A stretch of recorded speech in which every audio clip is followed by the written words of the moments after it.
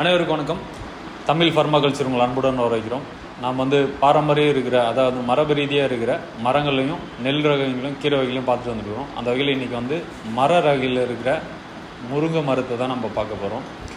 இந்த முருங்கை மரம் நம்மளோட மனித இனத்துக்கு கூட அன்றாட நம்ம பயணிக்கிற ஒரு கீரையாக இருக்குது. நம்ம கூட ரொம்ப நாளாக பயணிக்கிற ஒரு கீரை எதுனா முருங்கைக்கீரை தான். நாம் நம்ம இனத்தை, மனித இனத்தை அதிகமாக வளப்படுத்தணும் அப்படின்னு ஒரே காரணத்துக்கோசரம் இந்த முருங்கை மரத்தை ரெஃபரன்ஸ் பண்ண ஒரு ஆள் தான் நம்மளோட முருகன். அதோட காரணத்தினால கூட இதுக்கு முருங்கை மரம்னு வச்சுருக்கலாம். இந்த மாதிரி பல சுவாரஸ்யமான இந்த மரம் தான் நம்மளோட மனித இனத்துக்கு எக்கச்சக்கமான ஒரு நல்லது தரக்கூடிய ஒரு இனமாக இருக்குது. இந்த முருங்கை மரத்தில் நமக்கு எக்கச்சக்கமாக ஒரு விட்டமினும் புரதமும் நமக்கு தேவையான உடம்புக்கு, நம்ம மனித தேகத்துக்கு எந்த அளவுக்கு சக்தியை கிடைக்குமோ அதை அனைத்தும் கொடுக்கக்கூடிய ஒரே மரம் எதுன்னு கேட்டிங்கன்னா நம்ம முருங்கை மரமாக இருக்கும்.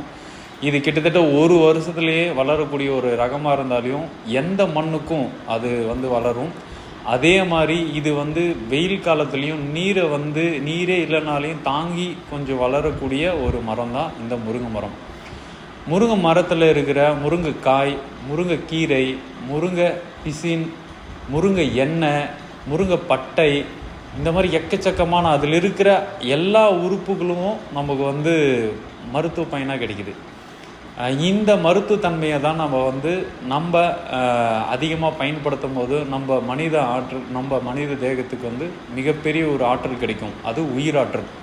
இப்போ எல்லாத்துலேயும் உயிராற்றல் இருந்தால் மட்டும்தான் நாம் அதோட நாமளும் சேர்ந்து வளர முடியும்.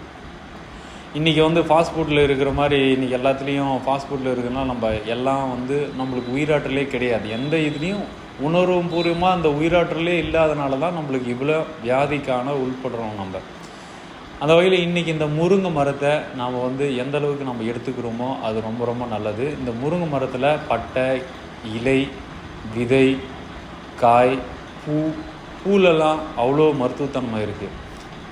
இந்த பூவை நாம் டெய்லியும் பசும்பாலையோ இல்லை எருமைப்பால்லையோ தினசரி காலையில் பனங்கற்கண்டோ இல்லை நாட்டு சர்க்கரையோ நாம் அதை சேர்த்தி நாம் அந்த பூவை நல்லா கொதிக்க வச்சு சாப்பிட போகும்போது நம்மளோட கண் பார்வை ரொம்ப நல்லா இருக்கும்.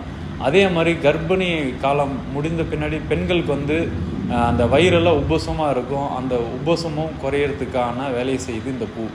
இந்த பூவை பாலில் சாப்பிட போகும்போது ஒரு மருத்துவத்தன்மை, அதே மாதிரி எள்ளெண்ணெயில் நம்ம வதக்கி சாப்பிட போகும்போது ஒரு மருத்துவத்தன்மை. இந்த கீரையில் இருக்கிற விட்டமின்ஸ், அதாவது நம்மளுக்கு விட்டமின்ஸ்னால் ஒவ்வொன்றுத்துலேயும் ஒவ்வொரு மர வகையிலையும் பல வகையிலையும் எடுத்து நம்ம உடம்புக்கு தேவையான விட்டமின்ஸை நம்ம சேர்த்துட்டே இருக்கோம். அந்த வகையில் இதில் ஏவும் டியும் சியும் இதில் அதிகமாக இருக்குது. விட்டமின் ஏ கேரட்டில் தான் அதிகமாக இருக்கும். இந்த கீரையிலையும் ஏன் அதிகமாக இருக்கிறதுனால நம்மளோட கண் பார்வை, கண் புறன்னு சொல்லுவோம், அதெல்லாம் சரி செய்யக்கூடிய ஒரு மிகப்பெரிய ஒரு ரகமாக இருக்குது இந்த கீரை, உதவியாக இருக்குது. மேலும் நம்மளோட கண் பார்வைக்கு மட்டும் இந்த கீரை பயன்படுறதில்லை. நம்ம உடம்புல தசை பகுதிகள் எங்கெங்கே வலி இருக்குதோ, தசை இல்லாத இடத்துல தசையை கொடுக்கறதுக்கும் இந்த கீரை பயன்படுது. இந்த கீரையில் விட்டமின் 12 சொல்கிற B12 அப்படின்னு சொல்கிற இந்த மாமிசத்தில் கிடைக்கக்கூடிய B12 அந்த கொழுப்பு சத்து இதில் எக்கச்சக்கமாக இருக்குது. நாம் மாமிசம் 1 கிலோ சாப்பிட்றோம்னா இதில் ஒரு 200 கிராம் அந்த அளவுக்கு, இல்லை ஒரு 300 கிராம் அந்த அளவுக்கு நம்ம கீரையை சாப்பிட போகும்போது நம்மளுக்கு அந்த சத்து அப்படியே கிடைக்குது. இந்த கீரையை பொரியலாவோ துவையலாவோ நம்ம செஞ்சு சாப்பிட்லாம். அப்படி இல்லை அப்படின்னா சூப்பாகவும் வச்சு சாப்பிட்லாம். சூப்பை சாப்பிட போகும்போது எப்போவுமே மிளகு சீரகம் தட்டி போட்டுக்கோங்க, அது ரொம்ப வசதியாக இருக்கும். சூப்பு குடிக்க போகும்போது நல்லாயிருக்கும். அதே மாதிரி அந்த உப்பு, கடல் உப்பாக இருக்கட்டும், இன்றைக்கி நமக்கு தேவையான அளவுக்கு உப்பு எல்லாம் சால்ட் உப்பில் எல்லாம் கெமிக்கல் இருக்குது. அது தவிர்த்துட்டு நல்ல உப்பாக சாப்பிடுங்க, அதுவும் நல்லது. இந்த பட்டையில், இந்த மரத்தில் இருக்கிற பட்டையில் பார்த்திங்கன்னா சளி, இரும்பல், நெஞ்சு சளி சொல்லுவோம். அந்த நெஞ்சு சளிக்கு இந்த பட்டையை சூப்பாக வச்சு சாப்பிட்லாம். அதே மாதிரி அந்த பட்டையை நல்லா மையாக அரைச்சி எந்த இடத்துல புண்காயமோ இல்லை அடிப்பட்ட இடமோ இல்லை நம்மளுக்கு சுளுக்கு இருக்குது, நம்மளுக்கு அந்த இடத்துல வீக்கம் இருக்குது அப்படின்னா இதை 10 போல் மஞ்சளும் இந்த பட்டையும் சேர்த்து அரைச்சி கொஞ்சம் மென்மெழுகுன்னு சொல்கிற மிளகும் சேர்த்து நம்ம அரைச்சி பூசிக்கலாம். பட்டையும் சரியாக போச்சு. அதே மாதிரி முருங்கைக்காயில் நம்மளுக்கு நரம்புக்கு ஏற்ற அப்போ எப்படி அதுக்குள்ளே நம்ம சதை இருக்குதோ அந்த மாதிரி நம்ம எலும்புக்கு தாண்டி மஜ்ஜை இருக்கிற பகுதியை வந்து கரெக்டாக சதையை வந்து உருவாக்கி கொடுக்கறது அந்த முருங்கைக்காய். அந்த முருங்கைக்காயை வந்து நம்ம துவையல் அதை வந்து குழம்புல சேர்த்து சாப்பிட்லாம், இல்லை வந்து வறுத்து சாப்பிட்லாம். அப்படியும் இல்லை அப்படின்னா நீங்கள் பாலில் கொதிக்க போகும்போது அந்த முருங்கைக்காயை சின்ன சின்னதாக கட் பண்ணி அது கூட சேர்த்து கொதிக்க வச்சு அந்த பாலை இறக்கி அது கூட நாட்டு சர்க்கரையோ இல்லை பனை வெல்லமோ சேர்த்து அந்த பாலோட சேர்த்து முருங்கைக்காய் வந்து அப்படியே சாப்பிட்லாம். இந்த முருங்கைக்காயும் சாப்பிட போகும்போது நம்மளுக்கு தசை ஒட்டி அதிகமாக கிடைக்கும். நம்மளோட எனர்ஜி அதாவது வந்து விந்து அணுக்களை வந்து இறுகுப்படுத்தும். இந்த முருங்கைக்காயும் பண்ணும், முருங்கை மரமும் பண்ணும். அதாவது வந்து இந்த முருங்கை மரமே ஒரு வரப்பிரசாதம்னு சொல்லலாம். இது வந்து என்ன சொல்கிறாங்கன்னா பிரம்ம விருட்சன்னு சொல்கிறாங்க. அதாவது வந்து இன்னொரு உயிரை வந்து உருவாக்கக்கூடிய ஒரு மரமாக இருக்கிறனால பிரம்ம விருட்சன்னு சொல்கிறாங்க. இந்த மரத்தை வந்து ரெஃபரன்ஸ் பண்ணது முருகன் தான். இதில் எக்கச்சக்கமான மருத்துவத்தன்மை இருந்தனால தான் இன்றைக்கும் வந்து நாம் வந்து உடலுக்கு தேவையான ஆற்றலை வளர்த்துக்கிறதுக்கு இந்த மரத்தை வந்து நம்ம பயன்படுத்திகிட்டே இருக்கோம். இந்த முருங்கை விதையிலிருந்து நம்ம வந்து இனப்பெருக்கம் பண்ணலாம். அதே மாதிரி அது உடச்சி நம்ம வெட்டியும் இனப்பெருக்கம் பண்ணிக்கலாம். இந்த முருங்கை விதையை வந்து தண்ணீர் சுத்தம் செய்கிறதுக்கு நம்ம பயன்படுத்தலாம். முருங்கை விதையை வந்து உடச்சி அது உள்ளே இருக்கிற பருப்பை மட்டும் நம்ம குடத்துலையோ இல்லை பானையிலையோ வச்சுருக்கும் போது ஒரு 20 லிட்டரு தண்ணி இருக்குன்னா ஒரு 5 விதை அதில் வந்து உடச்சி போட்டுடணும்.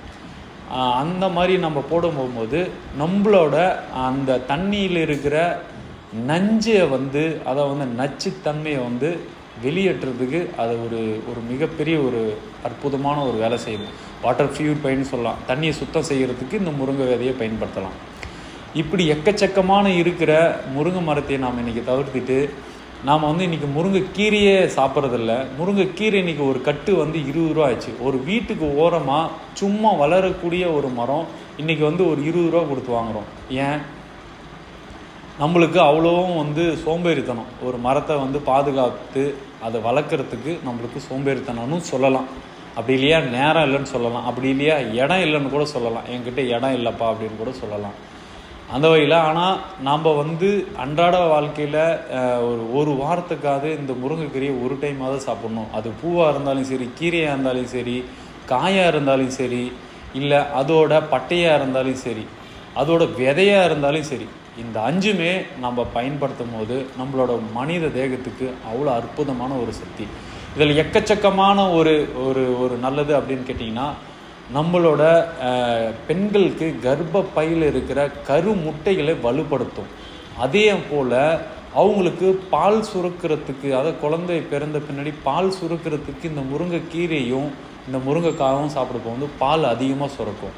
அவங்க பிரசவத்து காலத்துக்கு பின்னாடி முதுகுத்தில் அதிகமாக பெயின் இருக்கும். அந்த பெயினையும் சரி செஞ்சு கொடுக்கும் இந்த முருங்கைக்கீரை. இந்த முருங்கைக்கீரையை நாம் வந்து எந்த அளவுக்கு எப்படி எடுத்துக்கிறோமோ அது ரொம்ப ரொம்ப நல்லது. அதே போல் ஆண்களுக்கும் மிக மிக சிறந்தது. இப்போ எப்படின்னா ஆண் உறுப்புக்கள் இருக்கிற அந்த வெப்பத்தை வந்து சரி செய்யும். அந்த வழியில் இருக்கிற யூரின் ட்ராக்கை வந்து சரி செய்யும். இப்படி எக்கச்சக்கமாக இருக்கிற நம்மளோட முருங்கைக்கீரையை வந்து நாம் இன்றைக்கி வந்து மறந்துட்டோன்றதோட அதை நம்ம பயன்படுத்த மனசு வர மாட்டேது. கீரை யார் சாப்பிட்றோம் அப்படின்ட்டு. இன்றைக்கும் சில பேர் வந்து நிறையா வந்து இன்றைக்கி வந்து முருங்கைக்கீரையை சாப்பிட்றாங்க. இந்த மாதிரி பெண்கள் கர்ப்பமானவங்களை சாப்பிட்றாங்க. ஆண்கள் வந்து இன்றைக்கி நிறைய விஷயத்தினால நம்ம அவங்களுக்கு வந்து அந்த விந்து அணுக்கள் வந்து நீர்ச்சி போயிடும். அதில் வந்து விந்தோட அணுவோட வளர்ச்சி கம்மியாக இருக்கும், ஃபோமோட கவுண்டிங் கம்மியாக இருக்கும். அதுக்கும் இது சாப்பிட்லாம். அதே போல் வயசானவங்க மூட்டு வலிக்கு சாப்பிட்லாம். இந்த செரிமானம் பிரச்சனைக்கும் சாப்பிட்லாம். தோல் அலர்ஜின்னு சொல்லக்கூடிய எல்லாத்துக்கும் இந்த முருங்கைக்கீரை ரொம்ப பயன்படுது. ஏன் அப்படின்னா இதில் வந்து ரொம்ப ரொம்ப அதிகமான சக்தி அப்படின்னு சொல்லக்கூடிய நம்மளுக்கு நிறைய எக்கச்சக்கமான சக்தி இருக்குது. அது வந்து நாம் சொல்லிகிட்டே இருக்கலாம், நிறையா இருக்கும். இந்த முருங்கை மரத்தை கண்டிப்பாக நம்ம பயன்படுத்தணும். நம்ம பின்னாடி வரும் வீடியோவில் ஒவ்வொரு கீரையை வந்து துவையல் பண்ணுறதா இருக்கட்டும், இல்லை முருங்கை விதையிலேருந்து எண்ணெய் எடுக்கிறதா இருக்கட்டும், இதெல்லாமே பின்னாடி வர பதிவில் நம்ம கண்டிப்பாக போட்டுகிட்டே வருவோம். அதில் தேவையான மருத்துவ குறிப்பு அதில் கொடுப்போம்.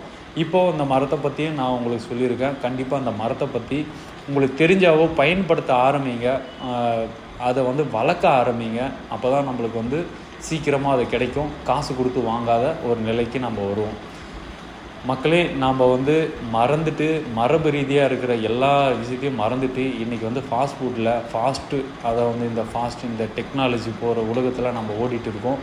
நம்ம உடம்பை பற்றி யாரும் கவலைப்படுறதில்ல. நம்ம உடம்புக்கு தேவையான உணவு வந்து நாம் தான் சரியாக எடுத்துக்கணும். இப்போ இன்றைக்கி ஒரு ஹாஸ்பிட்டலுக்கு போனீங்கன்னா சும்மாவே ஒரு 1000 ரூபாய் செலவாகுதுன்னா அது அன்றாட நம்மளோட தினசரி சம்பளமாக தான் இருக்கும். அது சரி செய்கிறதுக்கு ஹாஸ்பிட்டலுக்கு போயிட்டோன்னா நம்ம எப்படி அதை சரி செய்வோம்? அதனால் உணவு பழக்கத்தை வந்து மாற்றி நல்ல உணவாக எடுங்க, ஆரோக்கியமாக இருங்க. நல்ல உணவு எடுக்கும்போது நம்ம ஆரோக்கியமாக இருப்போம். இந்த மாதிரி பதிவுகளை நம்ம அதிகமாக பார்த்துட்டு வரனால நம்ம தமிழ் பர்மாகல்ச்சரை சப்ஸ்கிரைப் பண்ணுங்கள். மேலும் இந்த தகவலை இன்னும் நிறைய பேருக்கு ஷேர் பண்ணுங்கள். அப்போ தான் வந்து இந்த வீடியோ நிறைய பேருக்கு போய் சேரும். நிறைய பேருக்கு ஒரு விஷயத்தை தெரிஞ்சுப்பாங்க. கண்டிப்பாக இதில் உங்களுக்கு ஒரு சில தகவலை நான் கொடுத்துருப்பேன்.